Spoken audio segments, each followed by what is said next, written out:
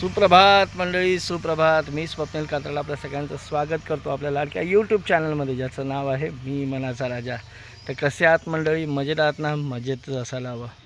तर मंडळी, मी आहे सध्या आपल्या खेडमधल्या मुरडे या गावात आणि आलो आहे. आता सुट्टी संपेल, आता थोड्या दिवसात शाळा चालू होतील आणि आपल्याला पण जायला पाहिजे परत मुंबईला, बरोबर की नाही?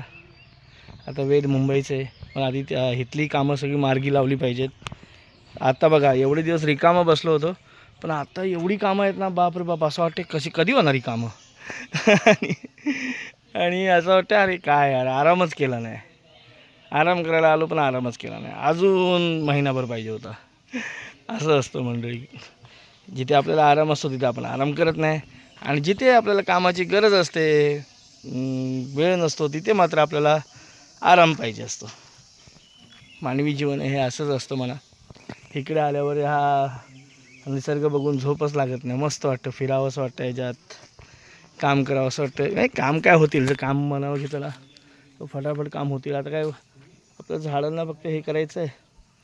मात्र पण पाऊस काय परवा पडला, काल रात्री थोडासा पडला, परत आता ऊन आहे. पाऊस काय आता आहे ना अजून, म्हणजे म्हणावं तसं नाही. गारवा ठीक आहे, निर्माण केला आहे, गारवा आहे थोडासा, पण पाऊस अजून म्हणावं तसं नाही. येईल, आत्ताशी सुरुवात आहे म्हणा त्याची. येईल पाऊस येईल आणि येणार तो. शेतकरी माझ्यापेक्षा बिचारे सगळे शेतकरी डोळे लावून बसलेत त्यांच्याकडे, पावसाकडे. आणि आम्ही मुंबईकर पुण्यावाले सगळेच, कारण आम्हाला नुसतं शेतीलाच पाणी लागतं असं नाही ना, पियाला पाणी, सगळ्याच आपल्या दैनंदिन गरजेसाठी पाणी हेच जीवन असतं, आणि पाणी हे लागतंच.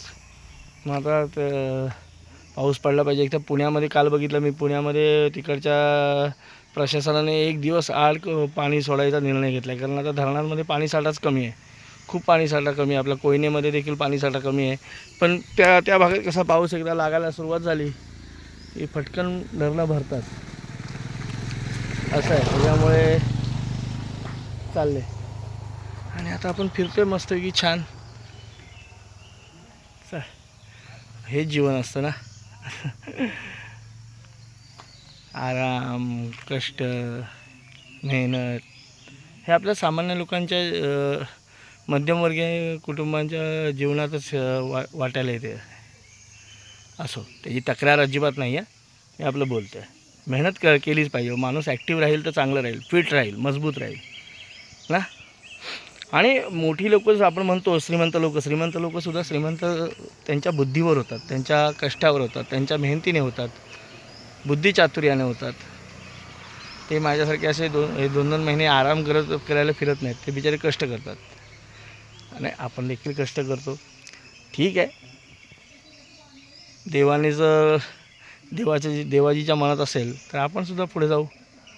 अर्थात श्रीमंत व्हायसाठी नाही, काहीतरी करण्यासाठी, काहीतरी आपल्यासाठी, समाजासाठी काहीतरी करण्याची संधी नक्कीच मिळवू. अपॉर्च्युनिटी घेता आली पाहिजे. माझा एक विषय कुठनं स्टार्ट होतो आणि एक कुठे जातो ना. चला, आता जरा नाश्ता करतो. आज जरा उशिरा उठलो. इकडे येऊन माझं अक्षरशः बोंबलले, फिटनेस वगैरे सगळं. चला, बोलतो थोड्या वेळाने. आता जून महिन्यात पण आपल्याला हा काजू भेटलेला बघा, आला बाबा. मी बोलेल नाही ना आता पाऊस पडला तर कुठला, पण आता आला. बोंड पिकलं पण. दिसलं नव्हतं, कसं काय अचानक दिसलं? खरं आपण एवढं रोज बघतो, कधी दिसलं नव्हतं. काल पण येऊन बघून गेलो मी. काय नव्हतंच. बघा नशीब. ह्यातली एक बी पडली वाटते इथे. पडली का? खाली पडली? नाही, इकडची बी पडली. 3 होते ना इथं. कुठे पडली? खाली पडली इथे वाटतं, काय माहिती. हा बघा, हा काजू भेटला आपल्याला. हा समीक्षा बोलते हा 4 नंबरचा काजू आहे, आणि जो आपण पिवळा खाल्ला तो 7 नंबरचा काजू आहे. ह्याची बी छोटी असते पण फळ भरपूर लागतं याला, असं आहे. चला, भेटला आपल्याला. जूनमध्ये पण खातो आहे आम्ही काजू. काय झाले, आणि आम्ही दोघं बसलो आहे इथे अंगणात मस्त. आज काय पाऊस नाही आला.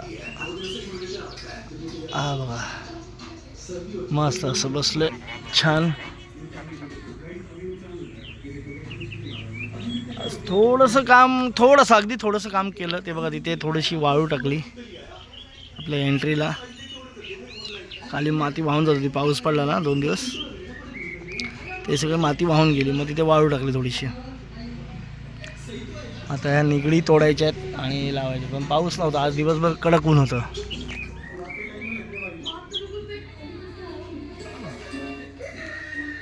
आकाश निरभ्र आहे.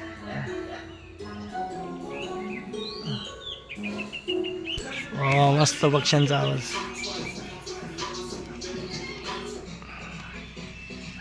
सिंगापुरी नारळ इथनं किती मस्त वाटतं ना. नाव सिंगापुरी आहे, वाढतोय भारतात.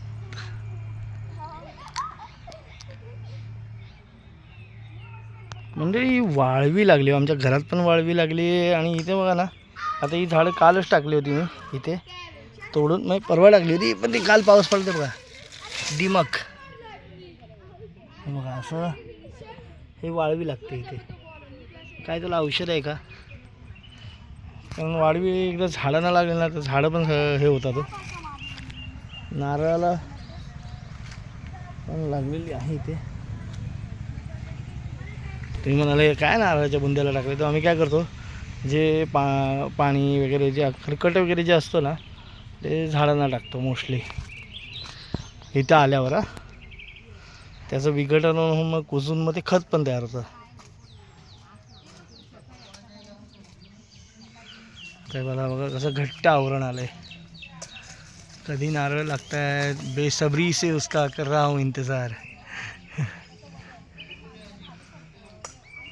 फुलोरा काय माहिती कधी येईल. हे आपले फणस आणि काजू. आता दिसायला छान वाटते मोकळं, पण अजून तुम्ही पाऊस जर व्यवस्थित लागला ना तर तुम्ही 10-15 दिवसांनी बघाल ना तर बापरे हिरवं हिरवं गार दिसेल. आणि जाता येणार नाही आतमध्ये, कारण गवत खूप उगवतं इथे.